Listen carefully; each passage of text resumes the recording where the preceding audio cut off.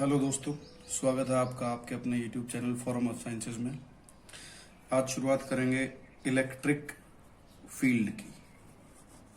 दोस्तों, हमने Coulomb's law पढ़ा, हमने चार्जेस के बारे में पढ़ा पिछले 2 पार्ट्स में। तो आज हम पढ़ेंगे किसी चार्ज की वजह से इलेक्ट्रिक फील्ड क्या होता है। दोस्तों, इसमें फील्ड से ही मीनिंग समझ आ रहा है कि ये एक चार्ज के अराउंड वो रीजन है जिसमें वो चार्ज किसी अन्य चार्ज को, किसी दूसरे चार्ज को या तो अट्रैक्ट कर सकता है या रिपेल कर सकता है, यानी कि प्रभावित कर सकता है किसी भी तरीके से। तो मैं इसे डिफाइन कर सकता हूं बड़े सिंपल शब्दों में। It is the region within which a charge can attract or repel any other charge.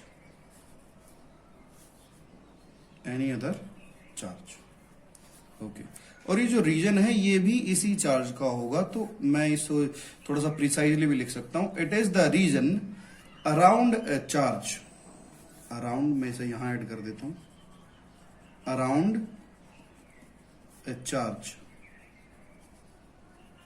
With in which that charge can attract और रिपेल एनी अदर चार्ज। इसका मतलब इलेक्ट्रिक फील्ड एक दायरा है किसी चार्ज के अराउंड जिसमें वो चार्ज किसी दूसरे चार्ज को या तो अट्रैक्ट कर सकता है या रिपेल कर सकता है। अब किसी भी जगह पर चार्ज के आसपास दायरे की मजबूती यानी कि इलेक्ट्रिक फील्ड की जो स्ट्रेंथ है, जो इंटेंसिटी है, वो कैसे नापी जाए। अब वो तो आजमाई जा सकती है दूसरे चार्ज को उसके पास लाकर, क्योंकि मान लीजिए एक चार्ज यहां रखा हुआ है और दूसरा चार्ज इसके नजदीक आया। जितना वो नजदीक आता जाएगा फोर्स उसके ऊपर उतना ही ज्यादा लगता जाएगा। तो हम कैसे समझ सकते हैं इलेक्ट्रिक फील्ड की स्ट्रेंथ को। इलेक्ट्रिक फील्ड की स्ट्रेंथ को किसी भी जगह पर नापा जा सकता है उस चार्ज की वजह से लगने वाले फोर्स की वैल्यू के हिसाब से। यानी कि इलेक्ट्रिक फील्ड इंटेंसिटी, मैं इसे ई फील्ड लिख रहा हूं, इलेक्ट्रिक फील्ड इंटेंसिटी यानी कि जो स्ट्रेंथ है इलेक्ट्रिक फील्ड की, electric field intensity due to a charge at a point is equal to the force experienced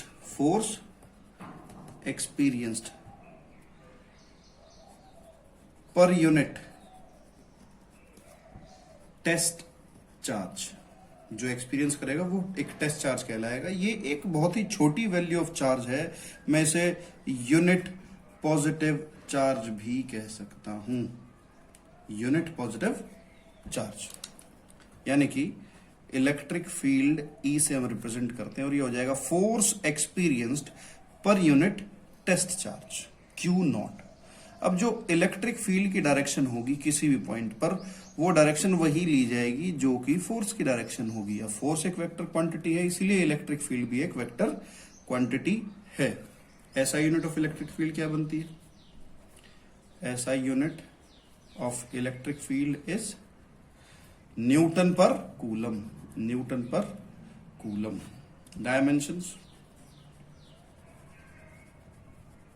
dimensions of electric field वो क्या निकलेगी?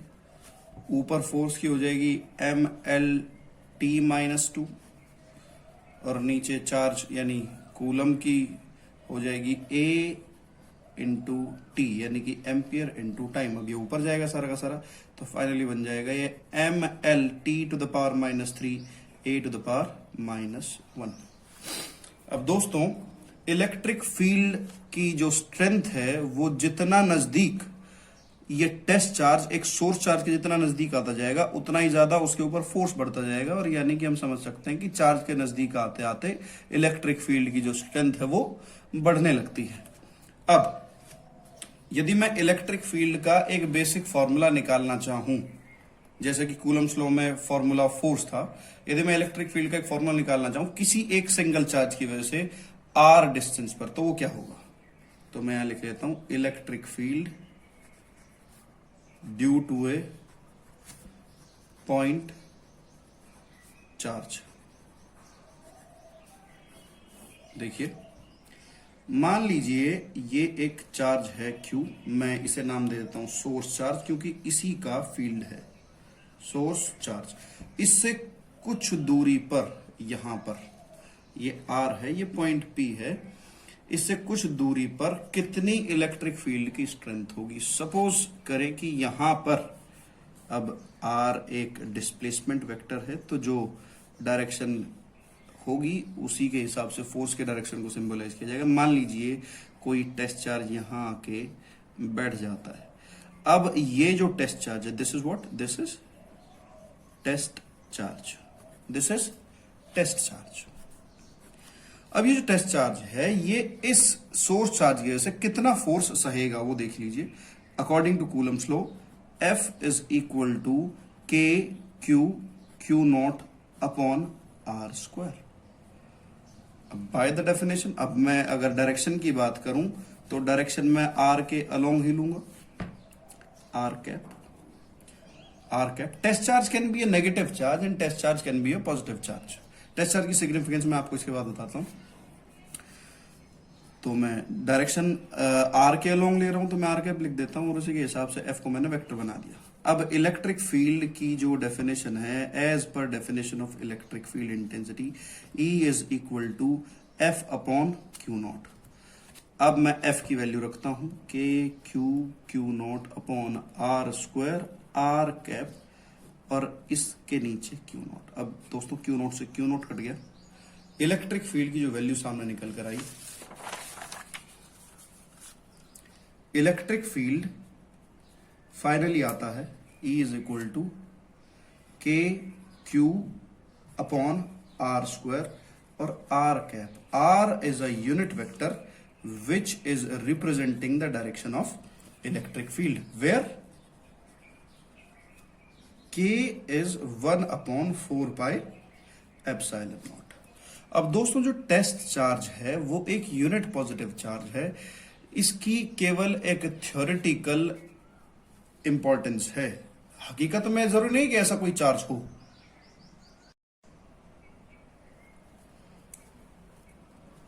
अब टेस्ट चार्ज जो Q है that is a theoretical consideration. अब मान लीजिए मुझे कहीं पर इलेक्ट्रिक फील्ड की स्ट्रेंथ निकालनी थी, तो भाई मैं कैसे निकालूंगा? मैं फोर्स को मेजर करूंगा उस जगह पर जाकर कि भाई सोर्स चार्ज की वजह से इस जगह पर यदि कोई चार्ज होता तो कितना फोर्स लगता। मैंने कहा होता तो कितना फोर्स लगता, तो it is just a supposition. तो वी हैव, अब सपोजिशन को मैं कोई बहुत बड़े मैग्नीट्यूड का चार्ज नहीं ले सकता, मैं सिंपल एक यूनिट का चार्ज लूंगा। जितना फोर्स एक यूनिट का चार्ज सह सकता है, अब जितना चार्ज बढ़ता जाएगा उसके हिसाब से फोर्स भी वेरी करता जाएगा। तो test charge is just a theoretical supposition, it can be negative, it can be positive. Consideration हमेशा से पॉजिटिविटी की ओर रही है, तो इसीलिए मैंने कहा इसे test charge is a very small unit positive charge. Okay, बारी आती है प्रिंसिपल ऑफ सुपरपोजिशन की, जैसा कि फोर्स में था। Principle of superposition for electric field, for electric field. अब दोस्तों मान लीजिए एक सिस्टम ऑफ चार्ज यहां है, बहुत सारे चार्जेस उसके अंदर है, Q1 है, Q2 है, Q3 है, dot dot dot dot Qn है। अब इन सब की वजह से इस पॉइंट P पर मुझे इलेक्ट्रिक फील्ड निकालना है, तो इन सभी की वजह से कोई ना कोई इलेक्ट्रिक फील्ड जरूर काम कर रहा होगा यहां पर। अब कितना इलेक्ट्रिक फील्ड काम कर रहा है, उस रिजल्टेंट का कैसे पता लगेगा? हम रिजल्टेंट इलेक्ट्रिक फील्ड निकालने के लिए इन सभी चार्जेस की वजह से लगने वाले इंडिविजुअल इलेक्ट्रिक फील्ड वेक्टर्स का वेक्टर सम करेंगे, जैसा कि हमने principle of superposition for the electric force के लिए हमने किया था। हमने टोटल रिजल्टेंट फोर्स निकालने के लिए सभी फोर्सेस का वेक्टर सम किया था, ऐसा ही हम यहां करेंगे। तो resultant electric field at P, resultant electric field at P due to system of charges is equal to vector sum of all electric field vectors acting at P due to individual charges। यानी कि E is equal to E1 plus E2 plus En, जितने भी electric field vectors हैं सभी का vector sum कर दिया जाए। अब वेक्टर सम निकालने के लिए हमने कई तरीके पढ़े हैं। हमने law of vector addition, law of vector addition, parallelogram law of vector addition हमने पढ़ा है। हमने triangle law of vector addition पढ़ा है। हमने 11th में इसकी टेक्निक सीखी है। अब E1 की वैल्यू रखते हैं। देखिए मैं एक डायग्राम से और आपको थोड़ा सिंपल बताता हूँ। Suppose this is a point P, इसका नाम बाद में लिख देता हूं मैं। अब एक चार्ज Q1 यहां है, Q1 R1 दूरी पर है, R1 वेक्टर ले लीजिए। Q1 का इलेक्ट्रिक फील्ड E1 इस डायरेक्शन में काम करता है। कोई दूसरा चार्ज Q2 है जिसका इलेक्ट्रिक फील्ड R2 के अलोंग काम करता है, E2, और ऐसे ही करते करते N वेक्टर्स यहां काम करेंगे। कोई चार्ज है Qn और Qn Rn दूरी पर है, इसका इलेक्ट्रिक फील्ड En काम करता है पॉइंट P पर। तो मैं इन सभी का वेक्टर सम यहां लूंगा, यानी कि E1 की वैल्यू रखी जाए तो E1 की जगह मैं वैल्यू रखता हूं Q1 की वजह से पॉइंट P पे electric field K Q1 upon R1 का square R1 cap plus K Q2 upon R2 square R2 cap, और ऐसा ही करते करते मैं पहुंचूंगा N तक, plus K Qn upon Rn square Rn cap. अब मैं इन सभी का सम कर देता हूं एक सबमिशन नोटेशन से। K को मैंने बाहर लिखा, सिग्मा लगाया, Qi अपॉन Ri का स्क्वायर Ri कैप। अब I की वैल्यू क्या है? 1 2 3, चलते चलते कहां तक जाएगी? N तक। I इक्वल टू 1 से N तक। ये resultant electric field point P पर आ गया। समझ आ गया? वेयर K क्या है? 1 upon 4 pi epsilon not. That's it. अब बात करते हैं इलेक्ट्रिक फील्ड लाइंस की। Electric field lines. अब ये जो इलेक्ट्रिक फील्ड के बाद इलेक्ट्रिक फील्ड लाइंस का कंसेप्ट आया है दोस्तों, ये इंट्रोड्यूस किया था सर माइकल फैराडे ने। Concept introduced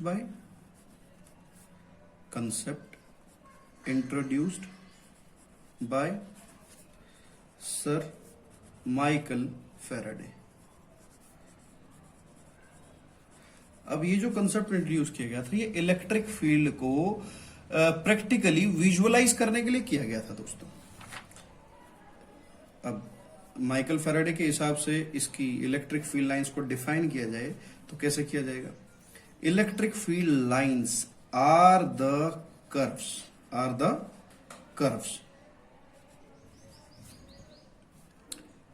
along which a unit positive charge a unit positive charge moves when it is free to do so। यानी ये एक ऐसा कर्व है जिसके अलोंग यदि कोई यूनिट पॉजिटिव चार्ज फ्री है तो वो मूव कर सकता है। और इनकी डायरेक्शन का कैसे पता लगेगा? And the direction of electric field at any point may be represented by the tangent। हम उसी समय उसी पॉइंट पर एक टेंजेंट बनाकर देख लेंगे जिससे कि हमें इलेक्ट्रिक फील्ड का उस पर्टिकुलर पॉइंट पर अंदाजा हो जाएगा भाई ये डायरेक्शन इसकी। अब यदि मैं बात करूं तो दोस्तों इलेक्ट्रिक फील्ड लाइंस असल में कोई रियल कंसेप्ट नहीं है, पर इलेक्ट्रिक फील्ड एक रियलिस्टिक रीजन है। इलेक्ट्रिक फील्ड लाइंस रियलिस्टिक नहीं है, इमेजिनरी लाइंस है, पर इलेक्ट्रिक फील्ड रियलिस्टिक है। उस रियलिस्टिक इलेक्ट्रिक फील्ड, एक इनविजिबल फील्ड को विजुअलाइज करने के लिए, इसका कंसेप्ट समझने के लिए इलेक्ट्रिक फील्ड लाइंस के कंसेप्ट को विजुअलाइज किया गया, जो किया सर माइकल फैराडे ने। मैं यहां मेंशन कर देता हूं, electric field lines are not realistic but imaginary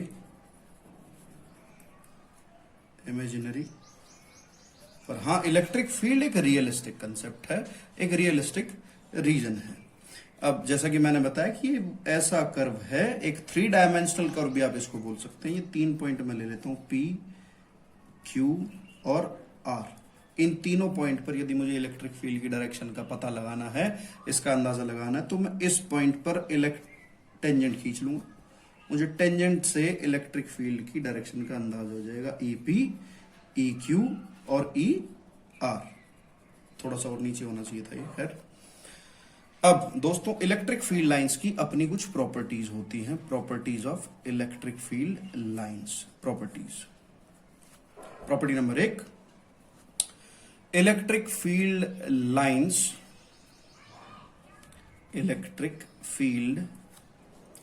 lines are continuous curves without break,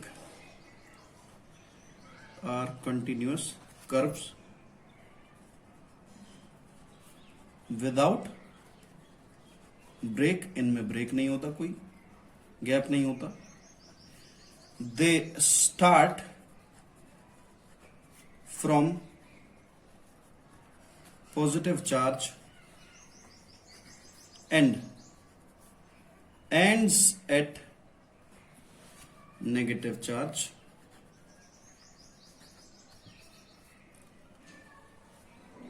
अगली बात, कोई भी दो इलेक्ट्रिक फील्ड लाइंस एक दूसरे को कभी भी इंटरसेक्ट नहीं करती,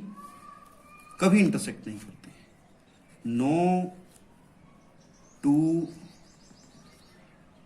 electric field lines, E field lines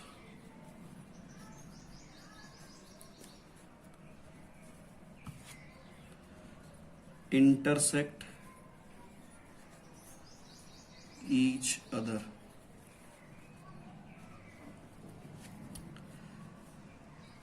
हमेशा दो लाइंस के बीच में कुछ ना कुछ गैप होता है। इंटरसेक्ट यदि वो करेंगी तो एक कॉमन पॉइंट उनके बीच में होगा, और उस कॉमन पॉइंट पे यदि मैं दो फील्ड लाइंस की वजह से टेंजेंट बनाता हूं, यानी कि जैसे कि मैं यहां पर आपको शो करके दिखाता हूं, this is a field line and this is another field line.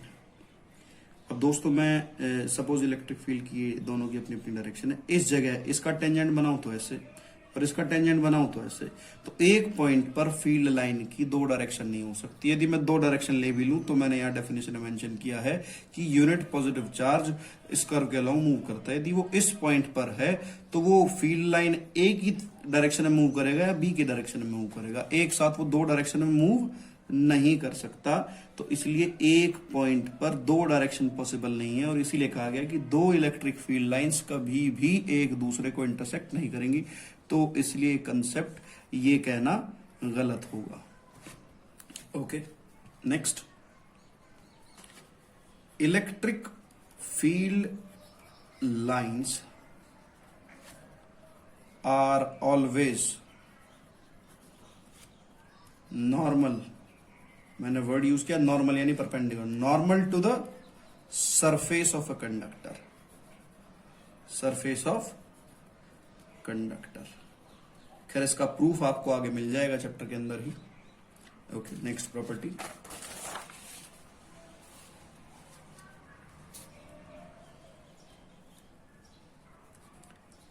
Electric field lines are, number 1, close together यानी वो एक दूसरे के नजदीक होंगी, in strong electric field, strong electric field, they are far apart in weak electric field, उनके बीच में अच्छा खासा गैप होगा जब वो वीक इलेक्ट्रिक फील्ड की बात होगी, in weak electric field, and they are parallel in uniform electric field, they are parallel in uniform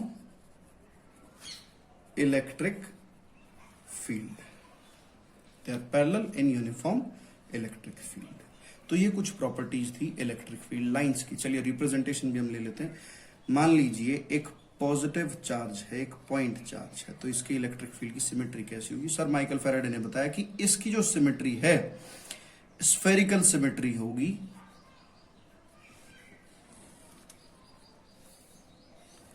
radially outward, यानी कि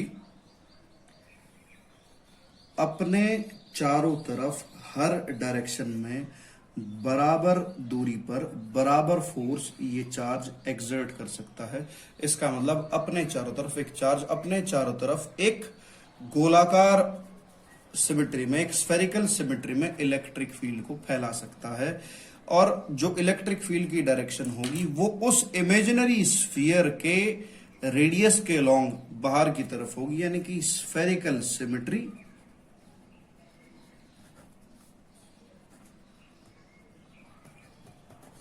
radially outward.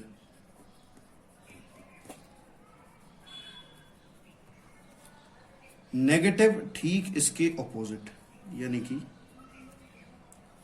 Spherical symmetry radially inward.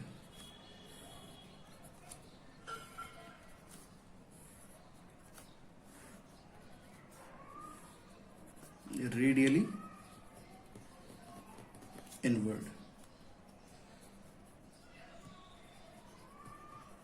अब यदि दो चार्जेस को एक साथ एक दूसरे के नजदीक रख दिया जाए, मैं दो एग्जांपल ले लेता हूं, एक बार सेम टाइप का चार्ज लूंगा मैं और एक बार ऑपोजिट टाइप का मैं चार्ज लूंगा, यानी कि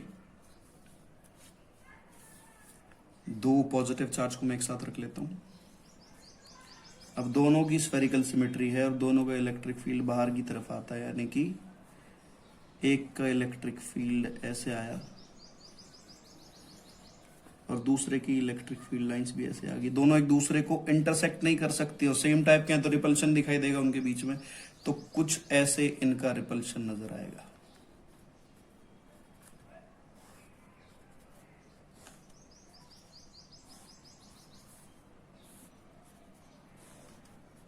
ये डायग्राम क्लियर कट रिपल्शन को रिप्रेजेंट कर रहा है।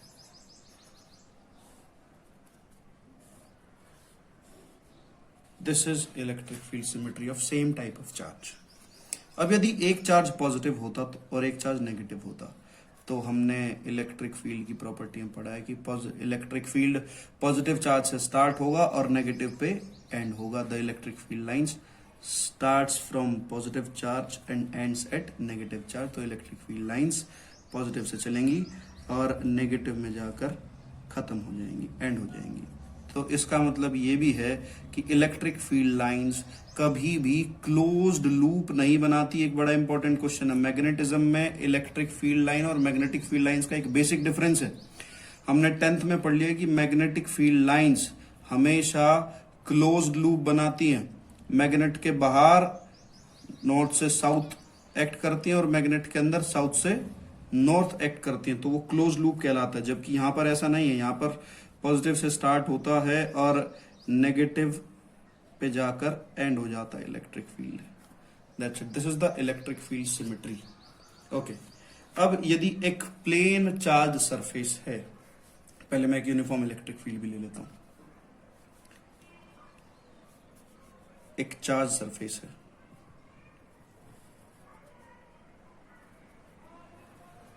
ये चार्ज सरफेस है। अब इस चार्ज सरफेस यदि ये पॉजिटिव है तो दोस्तों इसका इलेक्ट्रिक फील्ड हमेशा बाहर की तरफ काम करेगा। और मैंने बताया नॉर्मल टू द सरफेस होता है कंडक्टर के, और दूसरी तरफ से भी ऐसे बाहर की तरफ इलेक्ट्रिक फील्ड लाइंस पैरेलल निकल जाएंगी, यूनिफॉर्मली निकल जाएंगी। तो ये सारी रिप्रेजेंटेशन थी इलेक्ट्रिक फील्ड लाइंस की। Okay, that's it. इस वीडियो में दोस्तों इतना ही। अगर आपको वीडियोस पसंद आती हैं तो दोस्तों कमेंट्स में बताइए, और इससे पिछली वीडियोस को देखने के लिए कोने में लिंक दिया गया है, उस पर क्लिक करें। चैनल को सब्सक्राइब करें, लाइक करें, शेयर करें और कमेंट करें। थैंक यू दोस्तों।